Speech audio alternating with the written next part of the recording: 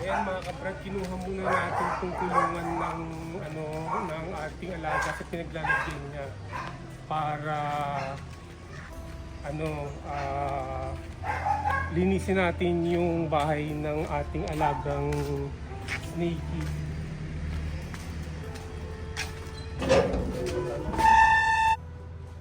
Ito na mga kabrad, nandito na yung kulungan ni Snakey. Tingnan natin ayan sobrang dumi. Ayan, tingnan nyo mga kabrad, ang dumi-dumi, merong pupu ng alaga natin dyan. So, na natin, linisan natin, no? Yan ang video natin ngayong araw na ito.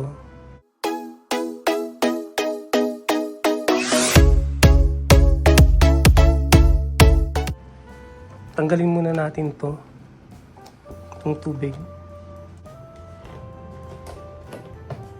Ito yung inuminan niya oo. Tanggalin natin. Yan. Tapos, ito yung bahay niya. Tinanggal natin yung bahay niya. Ito. Si Snakey. Si Snakey. Medyo malaki na si Snakey At magaling na yung uso niya kasi yung uso niya, inaano niya pinipilit niyang ipasok dun yung sa mga gilid-gilid. Sa mga gilid-gilid. No? Yung para makatakas ba? Yung mga gilid-gilid na yan, yung mga chicken screen na yan. Pinipilit niyang makapasok dyan. No?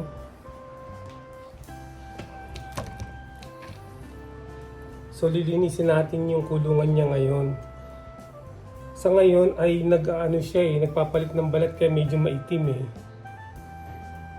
Nagpapalit ng balat to Pinakain ko ng isang araw, lumalaki na siya laki na. Yan. Ang maganda lang sa snake talaga, matagal mo pakainin, hindi siya yung sobra-sobrang gagastusan mo. Nakatulad ng mga puppy, ng mga dogs. Yan. So, linisin na natin yung kulungan niya. Pero ilagay pala muna natin siya rito. Meron tayong kulungan dito. Ito yung kulungan na pinaglalagyan ko sa kanya pag nililinisan ko yung kulungan niya. Yan, parang second niya. Ang bait niya, hindi siya nangunuklaw, Pero minsan ang hirap niyang ilagay sa loob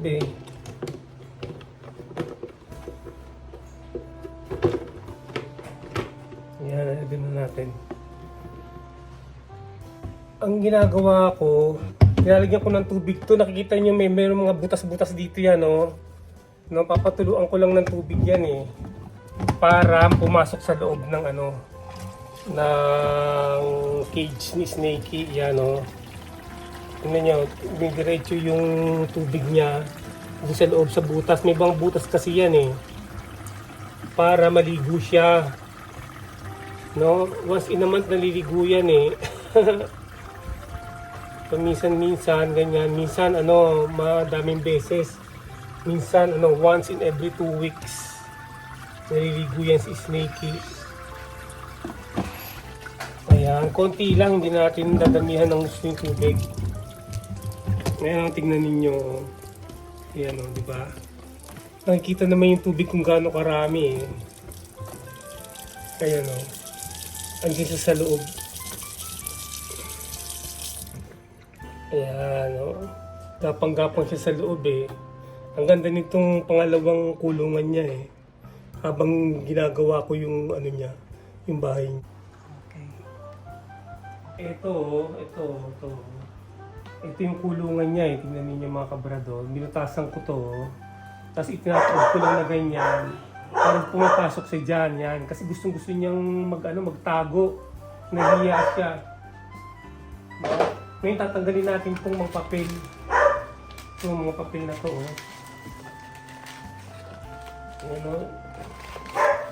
na meron siyang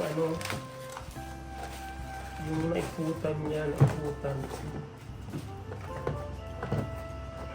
Yan.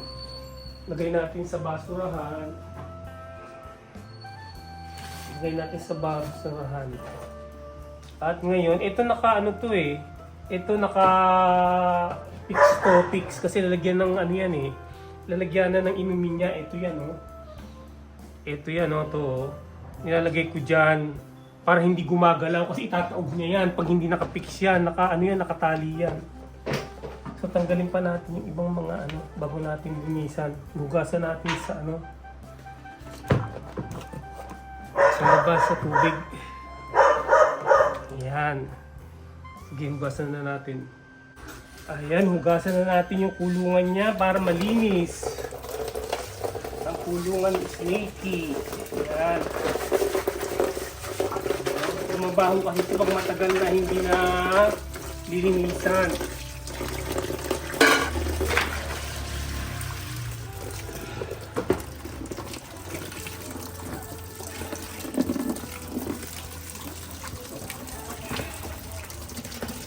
Ayan o, sa ilalim ng ano, yung nakapix na.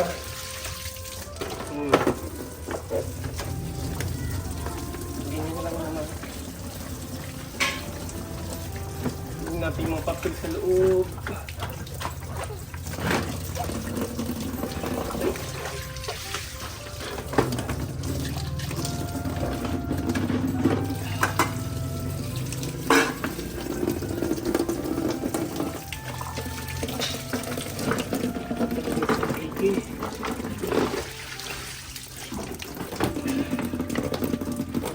Para matanggal yung mga pupo. Yung snaky, yung alaga natin. Bait-bait nun, hindi nangagat yun.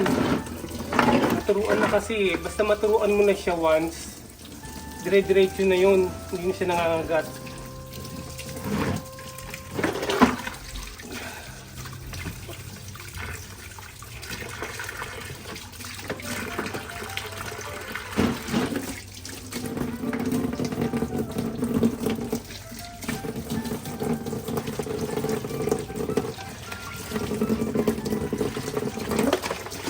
Nakikita niyo ba yung butas-butas na to? Yan para pumasok yung mga hangin. Tsaka yan o, may mga screen. Nakikita niyo yung mga screen. Yan o, screen o. Tinali ko lang ng ano, yung wire na pangnali.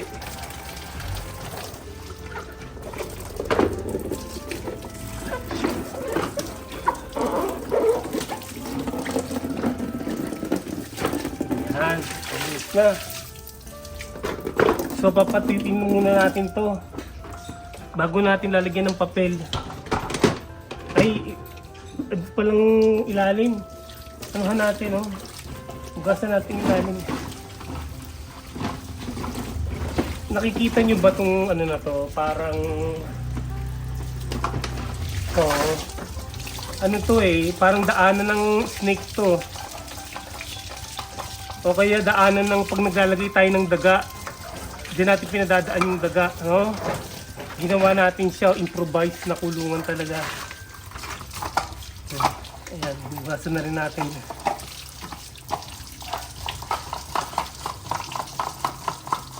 Ayan. Ngayon, ilagay natin dito para matuyo. Patuyuin muna natin ng mga ilang oras. Ayan.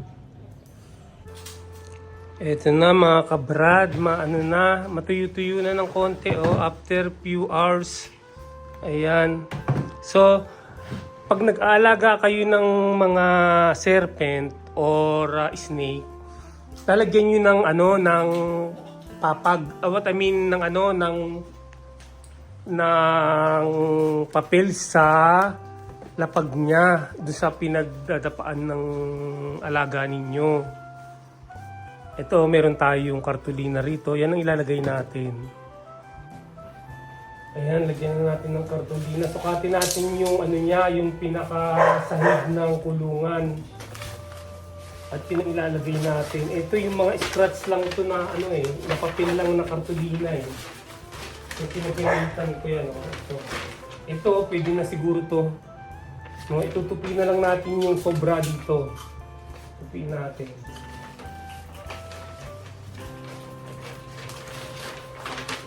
Sobra to.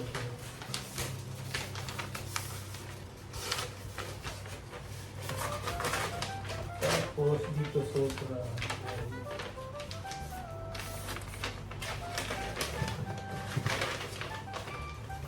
Tapos ipasok natin.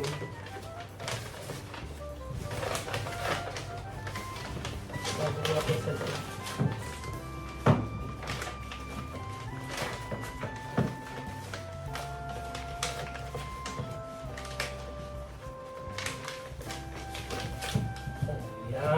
Para may substrate na siya, oh, tingnan niyo.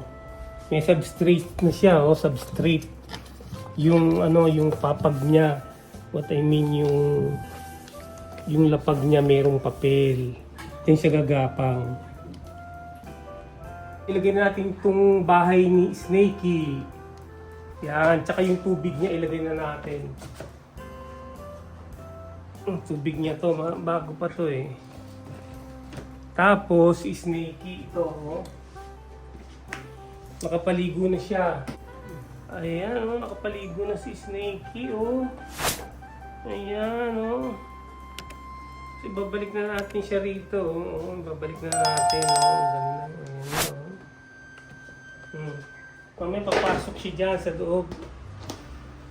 Nagpapalit pa siya ng balat, eh. Then, takpan natin, ha. Ayan.